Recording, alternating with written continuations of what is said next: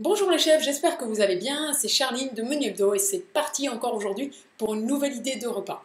Alors, comme je te l'ai demandé déjà il y a quelques temps, et que tu m'as fait plein de réponses dans les commentaires ou par mail privé ou par message privé Facebook, eh bien, comme convenu, on introduit, je continue de proposer des recettes végétariennes dans ce défi une recette par jour pendant un an.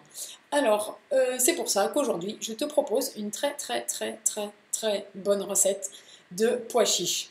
Alors, c'est un blog que j'aime bien aussi, j'adore le design, les belles photos et tout et tout. Il s'appelle Rock the Bretzel. Juste le nom, moi je trouve ça fantastique.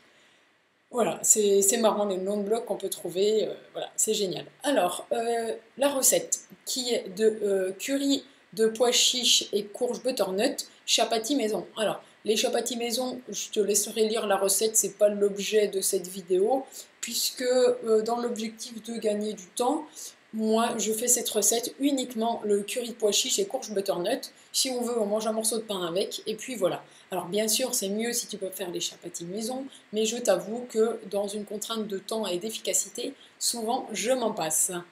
Alors on descend ici parce que au-dessus c'est la recette des chapatis, on arrive, non elle est là, hop, on descend pour arriver à la recette de curry de pois chiches et butternut. Alors je ne sais pas si tu te rappelles, on a déjà fait des recettes comme ça ensemble, notamment la recette de dalle de pois cassés du blog de la cuisine de Anna et Olivia. Le principe c'est le même. Tu fais revenir tes légumes et tout. Là, il y a marqué de la courge musquée. Alors, tu peux utiliser de la butternut, du potimarron, tout ce que tu veux. Moi, je sais quand je vois écrit courge, enfin voilà, c'est toutes les variétés de courge. Je trouve que ça va aussi très bien, voilà, de varier un peu. Donc, comme je te l'ai dit, hop, tu mets tous les ingrédients, y compris les pois chiches, et tu portes à ébullition, et ensuite tu laisses cuire. Alors, le piège à éviter dans cette recette, c'est que si par exemple tes pois chiches, tu les as pas laissés assez trempés et qu'ils ont besoin de cuire 50 minutes, ta courge, elle risque de partir en purée.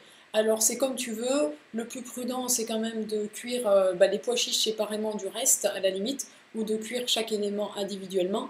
Alors c'est plus savoureux de cuire tout en même temps, mais voilà, c'est à toi de voir. Pourquoi pas faire comme ça et tu verras bien ce que donnent tes pois chiches. Au pire, ils seront un peu croquants. Ou alors, t'oublie pas de vraiment faire cuire longtemps tes pois chiches, de faire tremper longtemps tes pois chiches à l'avance. Comme ça, ils cuisent tout simplement plus vite.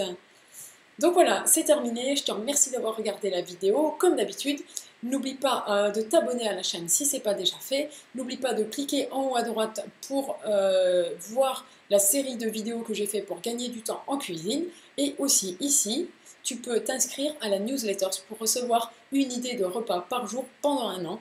Voilà, c'est gratuit, tu t'abonnes, tu te désabonnes, tu fais comme tu veux. Voilà, c'est juste fait pour que tu reçoives l'idée de repas tous les matins dans ta boîte mail sans que tu n'aies rien à faire. Ça te facilite le travail tout simplement. Comme d'habitude, les liens de la recette sont dans la description. Tu auras aussi le lien du carnet de recettes Menu Hebdo, comme ça toutes les recettes que tu vois et que tu aimes bien, hop, tu les ajoutes dans ton carnet de recettes, c'est simple, c'est gratuit et tu les as toujours à portée de main. Je te remercie d'avoir regardé cette vidéo et je te dis à demain pour une nouvelle vidéo. Bye bye.